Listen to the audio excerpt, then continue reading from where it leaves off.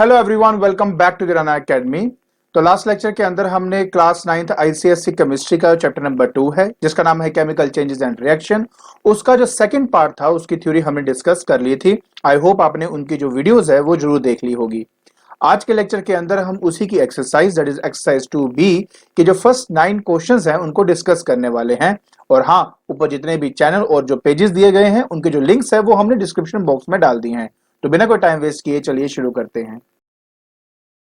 देखिए बेटा, सबसे पहला क्वेश्चन है कंप्लीट द फॉलोइंग स्टेटमेंट्स। ये सिंपल फिलिंग द ब्लैंक्स है बेटा और ये इनके आंसर्स है। आप आसानी से बेटा ये देखकर इसको फिल कर सकते हो, ठीक है।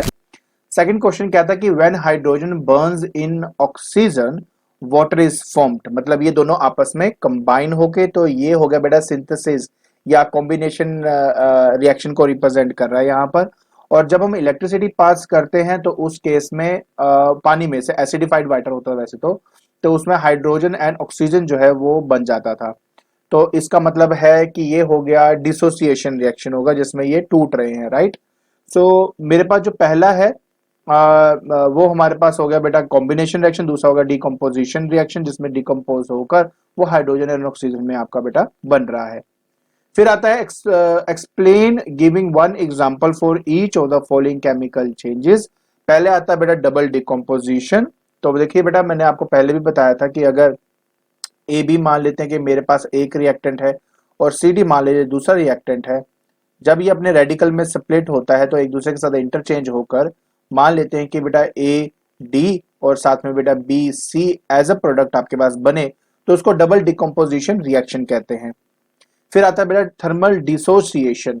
बेटा थर्मल डिसोसिएशन के अंदर क्या होता है कि जैसे कि मेरे पास ए बी है, अगर मान लीजिए कि वो स्प्लिट होके ए एंड बी बन गया एंड कूल डाउन होने के बाद अगर दोबारा ये ए बी बन जाए तो उसको हम थर्मल डिसोसिएशन कहते हैं।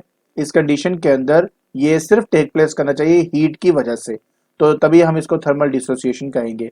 फिर आता है रिवर्सिबल रिएक्शन। बेटा इसी को रिवर्सिबल रिएक्शन भी कहते हैं कि जब ए बी स्प्लिट होकर ए प्लस बी और दोबारा अगर रिकम्बाइन होकर अगर ए बी बन जाए तो उसको रिवर्सिबल रिएक्शन ही कहा जाता है। और नेक्स्ट है बेटा आपका डिस्प्लेसमेंट रिएक्शन, जिसमें मैंने कहा था कि मान लीजिए मेरे पास ए बी है और उसके बाद बेटा डी है, और अगर मेरा डी हाई रिएक्टिव है एज कम्पेयर टू ए और उसको वो रिप्लेस कर दे तो वो बन जाएगा बेटा डी बी। तो इसको हम कहते हैं बेटा डिस्प्लेसमेंट रिएक्शन। इन सब के बेटा एक एक एग्जांपल मैंने लिखे हुए हैं। जैसे सबसे पहले बेटा मेरे पास है डबल डिकम्पोजिशन में जिसमें AgNO3 सिल्वर नाइट्रेट और साथ में हाइड्रोक्लोरिक एसिड है हमारे पास। इन दोनों को आपस में अगर आप मिक्स करेंगे तो AgCl आपके पास बनता है जो कि व्हाइट प्रेसिपिटेट होता है आपका, एंड साथ में HNO3 बनता है। तो ये डबल डिकम्पोजिशन को रिप्रेजेंट करता है। दूसरा NH4Cl है बेटा, ये ब्रेकडाउन होता है आपके पास अमोनिया एंड HCl की फॉर्म में बेटा, दोनों गैसियस स्टेट के अंदर बेटा आपको मिलते हैं। एंड तीसरे के लिए भी बेटा हम यही रिएक्शन का इस्तेमाल करेंगे क्योंकि ये आपस में रिकम्बाइन होकर अमोनियम क्लोराइड फिर से बन रहा है आपका। एंड लास्ट बेटा आपके पास आता है डिस्प्लेसमेंट में जिसमें कॉपर सल्फेट और Zn है। Zn बेटा मोर रिएक्टिव है एज कम्पेयर टू कॉपर, इसलिए वो उसको जो है डिस्प्लेस कर देता है और खुद वहां पे लग जाके ये जिंक सल्फेट आपका बनता है और एज ए हमारे पास रेडिश ब्राउन कलर का एक प्रेसिपिटेट बनता है जो कि मतलब डिपॉजिट्स नीचे इकट्ठे होने शुरू हो जाते हैं, वो हमारे पास कॉपर होता है। फिर आता है बेटा व्हाट इज सिंथेसिस। देखिए सिंथेसिस का मतलब होता है बेटा जब दो रिएक्टेंट आपस में मिलकर एक प्रोडक्ट आपका बन जाता है उसको सिंथेसिस बेसिकली कहते हैं, ठीक है। इसका एग्जांपल पूछ रहे हैं तो एग्जांपल हमारे पास है जैसे कार्बन है, अगर मैं उसको बर्न करता हूं in the presence of oxygen, ठीक है, in the presence of oxygen तो हमें बेटा मिलता है कार्बन डाइऑक्साइड जो कि गैसियस स्टेट है, तो हम इसको ऐसे भी लिख सकते हैं। फिर बेटा आता है मेरे पास कि decomposition brought about by heating is known as thermal decomposition.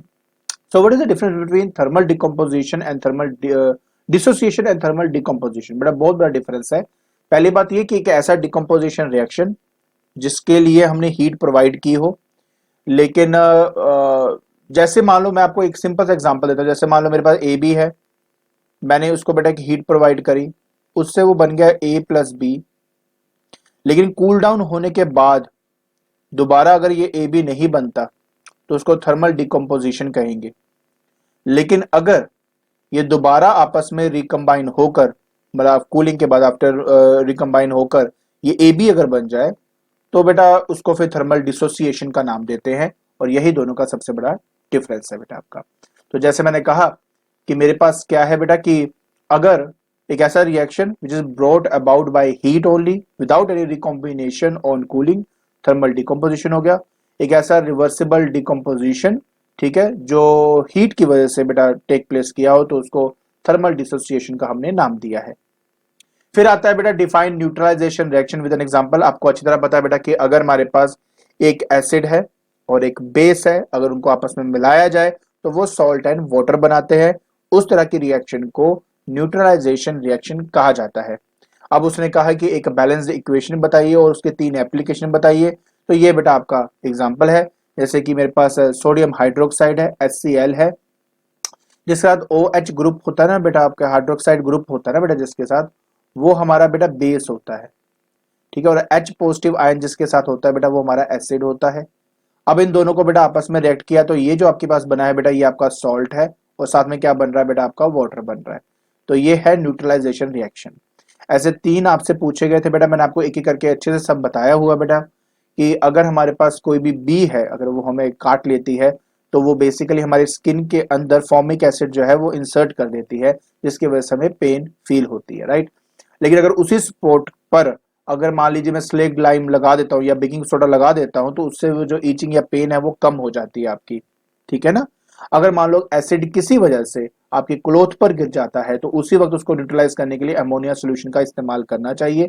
तो और तीसरा बेटा हमारे पास आता है कि हमारी जो सॉइल है अगर किसी वजह से एसिडिक है तो ऑब्वियस है कि उसके अंदर जो हमारे क्रॉप्स है वो उसमें ग्रो नहीं कर सकते, तो उसको न्यूट्रलाइज करने के लिए उस पर बेस डालना पड़ता है और हम स्लेक्ड लाइम का वहां पर इस्तेमाल करके उसको बेटा जो है थोड़ा सा न्यूट्रलाइज करते हैं। आई होप आपको बेटा ये सारी बातें अच्छे से समझ में आ गई होंगी, ठीक है। और हमने इसके ऊपर बेटा डिटेल वाइज एक एक करके वीडियो बनाई हुई है और उन सब बातों को वहां पे डिस्कस किया हुआ है। फिर बेटा आता है what do you understand by precipitation reaction. देखिए बेटा क्या होता है कि अगर मेरे पास 2 सॉल्यूशन है और दोनों बेटा एक्वस स्टेट के अंदर है, ठीक है, ए और बी दोनों ही बेटा क्या है, एक्वा स्टेट के अंदर है। और उसके बाद अगर एक इनसोल्यूबल सोल्यूबल अगर मेरे पास सॉल्ट बनता है, ठीक है, तो वो नीचे ही सेटल डाउन हो जाता है बेटा, उसी को ही बेटा हम कहते हैं प्रेसिपिटेट, ठीक है, उसको हम प्रेसिपिटेट कहते हैं जिसका एक स्पेसिफिक कलर होता है। एग्जाम्पल के तौर पर बेटा हमने ये वाला ले लिया है जिसके अंदर आप देख सकते हो कि मेरे पास बेरियम क्लोराइड है, NaSO4 से जब रिएक्ट होता है एज रिजल्ट आपके पास बेरियम सल्फेट बनता है जो कि व्हाइट प्रेसिपिटेट है और वो नीचे सेटल डाउन हो जाता है। और साथ में बनता है बेटा आपके पास NaCl जो कि एक्वा स्टेट के अंदर होता है। फिर आता है बेटा what are double displacement reaction. तो मैंने आपको ऑलरेडी बताया था बेटा कि हमारे पास A B है एंड C D है, और अगर ये दोनों रेडिकल्स में स्प्लिट होकर अगर आपस में इंटरचेंज हो जाए तो उसको बेटा हम डबल डिस्प्लेसमेंट रिएक्शन का नाम देते हैं, ठीक है। हमें एक ऐसी एग्जांपल देनी है जिसमें गैस इवॉल्व हो हमारी, तो हमने बेटा जो एग्जांपल दिया है वो ये है। इसके अंदर क्या है बेटा, FeS फेरस सल्फाइड है, H2SO4 जो एक्वा स्टेट के अंदर है, जब हम उसके साथ रिएक्ट करवाते हैं बेटा तो फेरस सल्फेट हमारे पास बनता है। एज ए रिजल्ट हमारे पास H2S बोलते हैं जिसको हाइड्रोजन सल्फाइड कहते हैं, और इसके बहुत ही रोटन पंजेंट स्मेल होती है और वो आपकी इवॉल्व होती है एज ए गैस, ठीक है जी। फिर हमारे पास आता है बेटा कि what is a decomposition reaction. Decompose मतलब होता है किसी भी रिएक्शन को तोड़कर स्प्लिट करना, उसको डिकम्पोजिशन कहा जाता है। तो अब पहले डेफिनेशन की तरफ चलते, तो ये आपका डेफिनेशन है, जैसे मैंने कहा स्प्लिट करना 2 और मोर सिंपलर सब्सटेंस के अंदर, तो वो आपका बेटा डिकम्पोजिशन हो गया। बी पार्ट में वो कहता कि मेरे को ना आप रिएक्शन दीजिए जिसके अंदर हीट इन्वॉल्व हो, एक में इलेक्ट्रिसिटी इन्वॉल्व हो, एक में सनलाइट इन्वॉल्व हो, और ऐसी 2 बैलेंस्ड इक्वेशन आपने मुझे देनी है। तो सबसे पहले हम बात करते हैं बेटा हीट की, तो ये आपके रिएक्शंस है। इन एक में मर्क्यूरिक ऑक्साइड है, हीट प्रोवाइड किया, मर्क्यूरी ऑक्सीजन बना, पोटेशियम नाइट्रेट है, पोटेशियम नाइट्रेट एंड ऑक्सीजन बना। फिर बेटा अगर मेरे पास इलेक्ट्रिसिटी की बात करते हैं तो पानी है, ठीक है, एंड इलेक्ट्रिसिटी पास करे, एसिडिफाइड वाटर है बेसिकली ये, तो hydrogen and oxygen as a gas evolve होता है। दूसरा ये मोल्टन स्टेट के अंदर है, याद रखें बेटा NaCl इसमें जो है वो आपका मोल्टन स्टेट के अंदर है, एंड जब हम इलेक्ट्रिसिटी पास करते हैं तो हमारे पास Na और Cl बन जाता है। और लास्ट बेटा सनलाइट, हमारे पास सिल्वर नाइट्रेट है, अगर उसमें से बेटा अगर हम सनलाइट पास करें तो हमें ये मिलेगा, राइट। एंड अगर मेरे पास बेटा हाइड्रोजन पेरोक्साइड है या हाइड्रोजन डाइऑक्साइड जिसको भी बोलते हैं, तो उस केस में अगर सनलाइट पास करे तो उसमें पानी and oxygen as a gas, मतलब basically water vapour and oxygen का गैस जो है वो आपका बनता है। आई होप आपको ये जो फर्स्ट 9 क्वेश्चंस हैं ये इनके जो सोल्यूशन है वो समझ में आगे होंगे। ठीक है, तो आज के लेक्चर के अंदर हमने एक्सरसाइज 2B के जो फर्स्ट 9 क्वेश्चन थे उनको डिस्कस कर लिया है। आई होप आपको ये क्वेश्चन और उनके आंसर समझ में आगे होंगे। अगर आपको मेरी वीडियो पसंद आ रही है तो please like it, share it and subscribe it. आज के लिए बस इतना ही। Thank you so much.